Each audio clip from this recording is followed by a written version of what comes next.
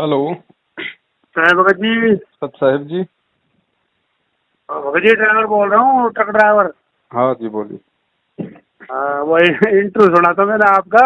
जी वो क्या बोलते हैं, वो शंका समाधान, तो वो 2 नंबर था, क्या था उसमें, आप सब दिखा रहे थे ना, इनकी सब इनकी कोऑर्डिनेटरों की गाली गलौज कर रहे हैं आपके साथ। हाँ जी हाँ जी हाँ जी।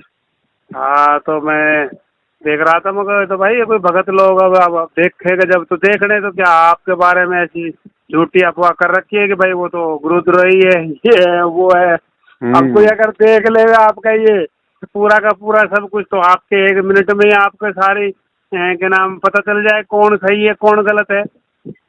देखना पड़ेगा भाई, जिसने भक्ति करनी है उसने हाँ, देखना तो पड़ेगा।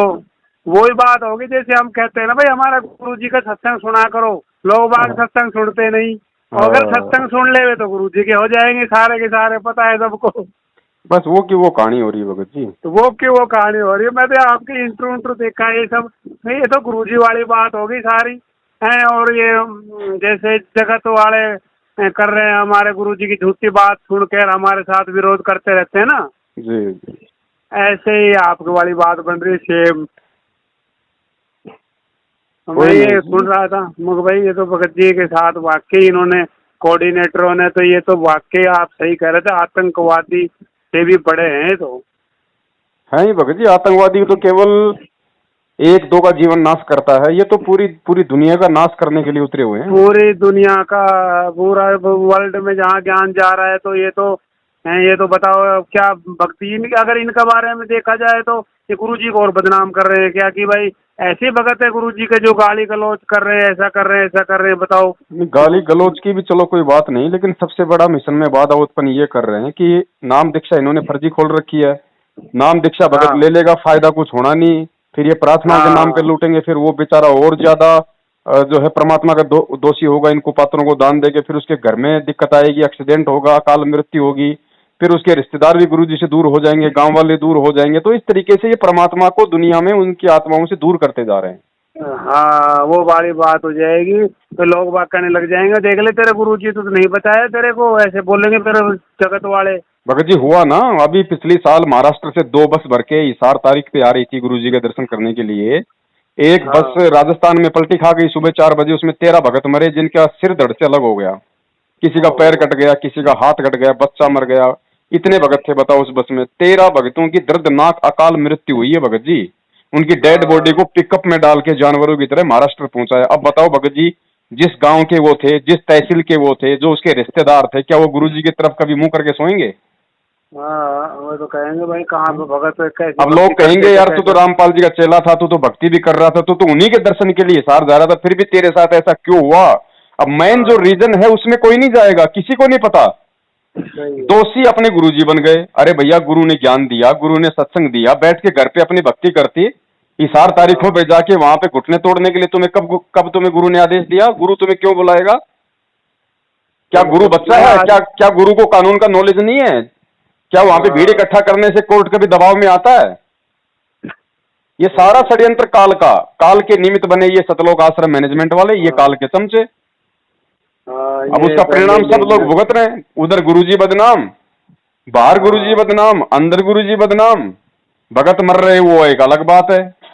तो ये सारा एक षड्यंत्र है भगत जी, काल का। अब जीव समझ नहीं पाता इन चीजों को बिना सतगुरु की दया के। जीव सोचता हाँ, है ये यार बात। इन्होंने तो नामदान केंद्र खोल रखे हैं, ये तो गुरु जी का प्रचार कर रहे हैं, ये तो टीवी चैनल पे गुरु जी का सत्संग चला रहे हैं, बताओ ये लोग गुरु जी के खिलाफ कैसे हैं? अरे भैया, तुम्हें यही जिस दिन मालूम पड़ जाएगा, क्योंकि काल क्या करता है, काल ने क्या कहा था उस परमात्मा को जब तपशिला पे मिला था कि जाओ जोग हाँ, जी संसारा, जीव न माना कहा तुम्हारा, तुमरी ओढ़ ले वाद बढ़ाऊं, कि तेरा नाम ले लेके जीवों को भ्रमित करूंगा। अब अर्पित गुरु जी के करूंगा भी नाम एक। पे, गुरु जी के टीवी पे, हाँ गुरु जी के टीवी पे सत्संग चलाए जा रहे हैं। हाँ, अब भगत तो सोच रहे हैं कि गुरु जी का प्रचार हो रहा है। प्रचार हो मैंने रहा है, मैनेजमेंट सही। वाले कहां से हैं गलत, ये पवन तो झूठ बोलता है। अरे भैया, इसमें मैनेजमेंट का बहुत बड़ा स्वार्थ है। काल के 2 स्वार्थ हैं भगत जी इसमें। पहला स्वार्थ तो काल हाँ का ये है कि ये जितने भी जो काल एजेंट है, ये मैनेजमेंट वाले, ये कोऑर्डिनेटर, इनको भारी हाँ, मात्रा में जो मतलब धन की प्राप्ति हो रही है। इनको पता है कि एक 10 रुपए की पुस्तक मार्केट में बेच के और 10 रुपए हाँ, भी खरीदने वाला हमें वापस दे देगा उस पुस्तक को पढ़ के, क्योंकि ज्ञान उसमें परमात्मा का है। जीवात्मा परमात्मा से जुड़ने के लिए आकर्षित होती है। अब वो जुड़ेगी कहाँ पे? उसी टीवी चैनल पे वो नंबर देखेगी, उन्हीं पुस्तकों में नंबर देखेगी। नंबर इन काल एजेंटों के, गुरु जी का आदेश नहीं, फर्जी नामदान के अंदर खोल खोल के ये लोग बैठे हुए हैं। वो बेचारा क्या करेगा? उसको थोड़ी पता है क्या घटना है, क्या सही है, क्या गलत है। वो तुरंत आके नाम दीक्षा ले लेगा, नाम दीक्षा लेके अपनी भक्ति करेगा। फिर कुछ दिन बाद में फिर वो नामदान केंद्रों पे जाएगा, किसी कोऑर्डिनेटर से मिलेगा, उनको 100, 50, 200, 500 रुपए उनकी दान पेटी में डालेगा। अब वो नाम लिया वहां तक ठीक है, भक्ति कर रहा था वहां तक ठीक है, लेकिन जैसे ही उसने इन कुपात्रों को दान दे दिया अनजाने में, वो धर्म वो वाले सही वो कुपात्रों को दान देते ही उसके कर्म बिगड़ने शुरू हो गए, और जैसे उसके कर्म बिगड़ने शुरू हुए वो परमात्मा की मर्यादाओं से दूर हो गया। अब उसको समझ में नहीं आएगा बिल्कुल भी।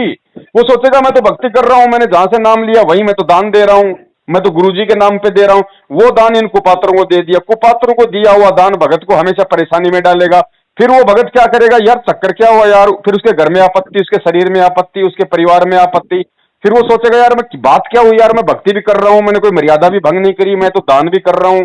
फिर वो इन्हीं के पास आएगा, क्योंकि और तो कोई सॉल्यूशन है नहीं इस ज्ञान का। जिसके पास सॉल्यूशन है वो है जेल में, तो आएगा कहां पे? इन लोगों के पास में। इनको अपनी परेशानी बताएगा। ये ठग क्या करेंगे? फिर ऊपर वाले पंडों के नंबर देंगे, जैसे गांव में बैठे हुए पंडे हरिद्वार में भेज देते हैं वहां पे लोगों को लूटने के लिए। तो ये नीचे वाले जो पंडे हैं, ये कोऑर्डिनेटर, नामदान संचालक, ये जो हिसार और दिल्ली में जो पंडे बैठे हैं जो ऊंचे लेवल के मैनेजमेंट के, उनके नंबर देंगे। वो बेचारे वहां पे प्रार्थना लगाएंगे, भैया मेरे घर में तो ये आपत्ति आ गई, मैं तो भक्ति भी कर रहा हूं, मेरी गुरुजी से प्रार्थना लगाओ। गुरुजी की प्रार्थना के नाम पे वो क्या करेंगे? भैया ज्योति करवा दो, पाठ करवा दो, और ज्यादा उसके ऊपर भार पड़ेगा। वो बेचारा ज्योति करवाएगा ये सोच के कि मेरा अच्छा होगा, लेकिन वो ज्योति का पैसा फिर इन कुपात्रों को देगा। ये कुपात्र फिर उस पैसे से गाड़ी घोड़े अपने मकान बनाएंगे, अपने ऐशो आराम में लगाएंगे। इस तरीके से वो भगत जी, क्योंकि परमात्मा से तो दूर हो चुका हो, अब वो सारे काम इससे उल्टे करवाएंगे भगत से। उल्टे काम करते करते हमेशा वो नीचे ही जाएगा, और उसकी समझ में नहीं आएगा बिल्कुल भी ये कि मेन कारण क्या है। और वो भगत इतना परेशान हो जाएगा, अंत में वो भक्ति छोड़ देगा, और उसके पीछे उसका परिवार छोड़ेगा, उसके रिश्तेदार छोड़ेंगे। यही कारण था भगत जी, महाराष्ट्र में जो 13 भगत मरे थे, वो बेचारे भक्ति भी कर रहे थे, वो अपनी तरफ से मर्यादा भी निभा रहे थे, लेकिन साथ में इन कुपात्रों के आदेशों पे हिसार जाके, इन कुपात्रों के आदेशों पे रक्तदान देदान करके, इन कुपात्रों के आदेश पे इनको ज्योति पाठ का पैसा देके वो उल्टा परमात्मा के विधान से दूर हो रहे थे भगत जी। जिस कारण से परमात्मा ने उनको कोई राहत, कोई लाभ नहीं दिया। वरना गुरुजी ने भगत जी सत्संग में ठोक के बोल रखा, दास के पास में वो सत्संग दास डाल देगा आपको। परमात्मा कह रहे मेरे भगत की ऐसे मृत्यु नहीं होती जैसे काल प्राणियों की होती है। एक्सीडेंट में परिवार मर जाते हैं। गुरुजी ने कहा कि जो मेरा भगत है, जो ये भक्ति कर रहा है, उसकी इस दुर्गति से मौत नहीं हो सकती। तो ये सारा षड्यंत्र काल का इस तरीके से भगत जी। अब भगत इसको समझेगा कैसे? अब वो हमारे जैसों के संपर्क में आएगा, कोई उसको सच्चाई बताने वाला होगा।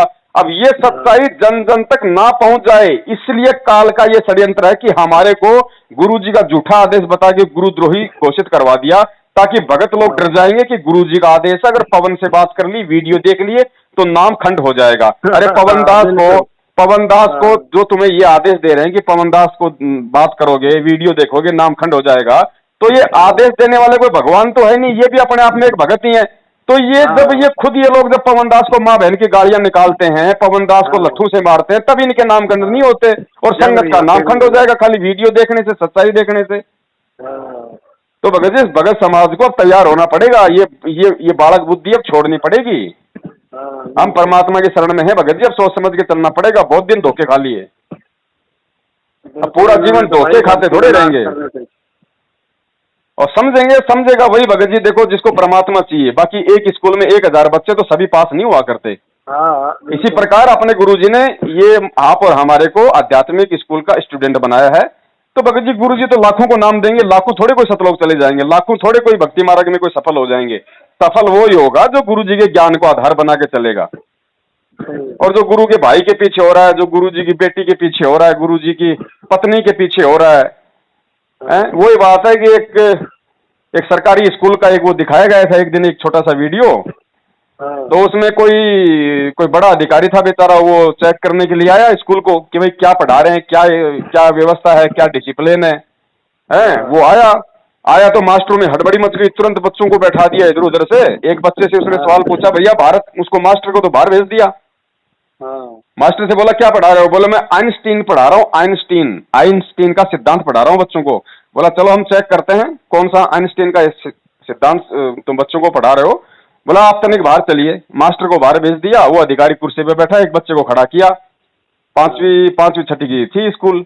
तो बच्चे से पूछा भैया भारत का प्रधानमंत्री का नाम क्या है? तो बच्चा बोला जी रामलाल। अच्छा। बोले रामलाल? बोले सही से बता क्या नाम है भारत के प्रधानमंत्री का? बोले बोला ना रामलाल। अब बच्चे हंसने लग गए। टीचर ने कहा रे भैया वो अधिकारी बोला नालायक क्या पढ़ता है तू, मैं तेरा नाम काट दूंगा, तेरे को इतना भी नहीं पता? बोला काट दे मेरा नाम काटेगा ये, मैं कौन सा यहाँ पे पढ़ने के लिए आता हूँ, मैं तो भैंस चराया करता था, ये मेरे को जबरदस्ती पकड़ के ले आए। बोले तेरे को 10 रुपए देंगे। बोले आज अधिकारी चेक करने के लिए आएगा। तो वो अधिकारी ने बोला बैठ जा। फिर उसको मास्टर को बुलाया, मास्टर को उसको धमकाया। बोला तेरी नौकरी खतरे में है, बोला मैं तेरे को सस्पेंड करवा दूंगा, तू ये फर्जी बच्चे लेके आता है यहाँ पे। बोला जा करवा दे फर्जी, तेरे जैसे बहुत आते हैं, मैं कौन सा असली मास्टर हूँ, मेरा भैया तो मतलब शादी में गया हुआ था, उसकी जगह मैं आ गया है। अब वही बोले तो सारा सिस्टम ये तो खराब हो रहा है। फिर वो हेडमास्टर के पास में गया। अब हेडमास्टर को धमकाया सारा काम किया। तो हेडमास्टर ने उसको क्या किया कि अब अपनी जेब से नोटों की गड्डी निकाल के रख दी उसके आगे और कहा साहब देख लो जो भी कुछ बनता है। भाई मैं तो कोई हेडमास्टर हूं नहीं, मैं आज जो है मतलब की फसल की कटाई थी तो भैया ने कहा कि आप चले जाओ और साहब आए तो थोड़ा सा उनका सेवा पानी आप कर देना है। तो फिर वो बड़ा चिंतित हो गया, बोलिए तो सारा सब कुछ यहाँ पे तो बोले फर्जी सिस्टम है। बोले साहब ले लो, बोले साहब ले लो पैसे। अब उस अधिकारी ने जेब में पैसे डालते हुए कहा कि अच्छा हुआ आज मेरा मामा शादी में चला गया और उसकी जगह मैं आ गया, वरना सब लोग डिसमिस होते आज तुम। तो भगत जी ये तो पूरा सिस्टम भ्रष्ट है, कोऑर्डिनेटर से लेके गुरुजी के लड़के लड़कियां जवाई परिवार भाई बंधु चाचा भतीजे ये सारे के सारे फर्जी हैं भगत जी। भगत कोई नहीं है, खाली भगत का तो एक मतलब इनके ऊपर में लेबल लगा हुआ है भगत, बस भगत लेबल, बाकी अंदर से भक्ति का कोई गुण नहीं है। बिल्कुल नहीं, सही कह रहे हो भगत जी। ये तो आपने जब वो बताया वर्ल्ड कोऑर्डिनेटर का भी ऐसा हाल है, उससे छोटे का भी यही हाल है, नीचे से नीचे। एक दिन मैं इस तरह गाड़ी लेके जा रहा था तो एक भगत जी है अपना MP में पढ़ता है, वो कह रहा था मेरे से, मैं कभी कभी निकलता हूँ तो वो चाय पानी वहाँ पी के निकलता हूँ, तो बोला भाई भगत जी ऐसा ऐसा दबाव आता है हमारे कोऑर्डिनेटरों का हमारे ऊपर, ऐसा करो वो ऐसा करो। मैं बोला भाई जैसा करेंगे वैसा भरेंगे, भगत जी तू तो अपनी भक्ति कर। सही है। वो पुराना भगत है कोई, वो अपना एक उसके पास है दुकान है रोड के ऊपर ही है, मेरी गाड़ी आती जाती है तो मैं मिलता हूँ उससे। तो मेरे समझ में नहीं आया, मुझे यार कोऑर्डिनेटर क्यों परेशान करते हैं तुम्हारे को, जब तक मैंने आपकी इंट्रो ये सुने नहीं थे कुछ भी जो था जी। मुझे यार ऐसा तो क्या हो सकता है, क्यों परेशान करते हैं इसको। जब अब मेरे समझ में आई हाँ तो क्या है कि उनको समझ क्या उनको नामदान वो केंद्र वाले उनको मांगते होंगे भाई चौथी पाठ करवा, ये करवा वो करवा, नहीं तो तुम्हारा ये कर देंगे नाम काट देंगे ऐसे कर देंगे, उनको पर दबाव डालते हैं। ऐसे तंग किया जा रहा है इनको भक्तों को। कर हम तो संपर्क में इतने नहीं आते क्यों, गाड़ी घोड़े पे रहते नामदान केंद्र अपने एक आध कोई जो है उन पे कभी कभार संपर्क कम पड़ता है, लेकिन भगत लोगों एक दो ने बताया कि भाई साल में 2 पाठ करवाओ, ये करवाओ, ज्योति करवाओ।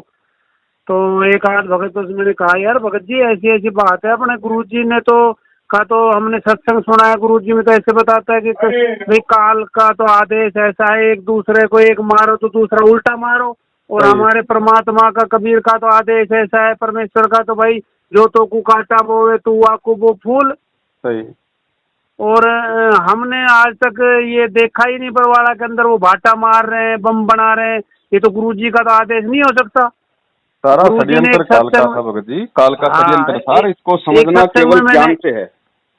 एक सत्संग में मैंने गुरु जी ये भी सुना था, गुरु जी कह रहे थे कि भाई भक्तों तुमने लड़ाई झगड़ा ना करके मेरी आत्मा गद कर दी है, और उनका तो पतन हुआ पड़ा है, ऐसा गुरु जी कह रहे हैं कि लड़ाई के बारे में तो कह ही नहीं सकते कि लड़ाई करो ऐसा करो। भगत जी ये तो सोचना भी महामूर्खता होगी कि हम अपने सतगुरु के प्रति इस तरह के सोचें। जब ये करसा कांड हुआ था 2013 और वहां से जब सकुशल भगत लोगों ने शांति दिखाई, हालांकि मैनेजमेंट वालों ने करने को तो बदतमीजी वहां भी खूब करनी चाहिए थी, लेकिन वो तो परमात्मा की दया थी, ये लोग नहीं कर पाए। ये लोग अंदर से पूरा सिस्टम तैयार करके बैठे थे वहां पे 2013 में भी करोथा के अंदर, लेकिन परमात्मा की रजा हुई, सकुशल भगत लोग वापस आ गए। और जब वापस आए तो गुरुजी ने कहा था वहां पे सत्संग में, जब शाम को परमात्मा ने रात में बरवाला में सत्संग किया ना, तब परमात्मा ने कहा था कि बच्चों तुमने जो साधुता दिखाई है ना, तुम लोगों ने मेरी आत्मा गदगद कर दी, और बच्चों आगे भी ऐसे ही साधुता दिखानी है, ऐसे ही साधुता दिखानी है। गुरुजी ने कहा कि भगत का एक लक्षण होता है, वो गलत कुछ करता नहीं और वो किसी से डरता नहीं।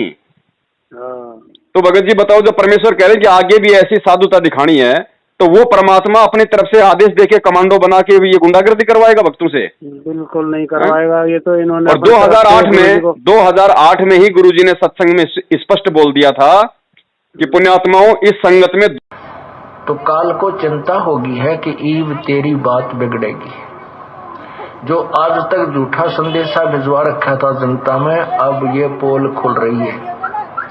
तो जिस कारण से उसने ये सब कहानी बिगड़वाने की चेष्टा की, लेकिन समर्थ का सरना गहो रंग होरी हो, कभू ना हो एकाज राम रंग होरी हो। समर्थ की ओट में बैठे हैं हम, उस पूर्ण पुरुष की आड़ में, उसकी पूर्ण पुरुष की शरण में हम बैठे हैं। हमारा कभी अकाज नहीं हो सकता। तो इसी प्रकार काल अपने दूत इसी संगत में एक दो तो हो चुके हैं, लेकिन उनकी दाल नहीं गल पाएगी। जनता बहुत सियानी बना दी हमने, अपने श्रद्धालुओं को तोते की तरह रटा दिया है ये ज्ञान। अब उन दुष्ट आत्माओं से औरों को भी बचाएंगे और आप भी दूर रहेंगे। भाई जो गुरु बचन पे डट गे रकट गे फंद 84 के। भाई जो गुरु बचन पे डट गे रकट गे फंद 84 के।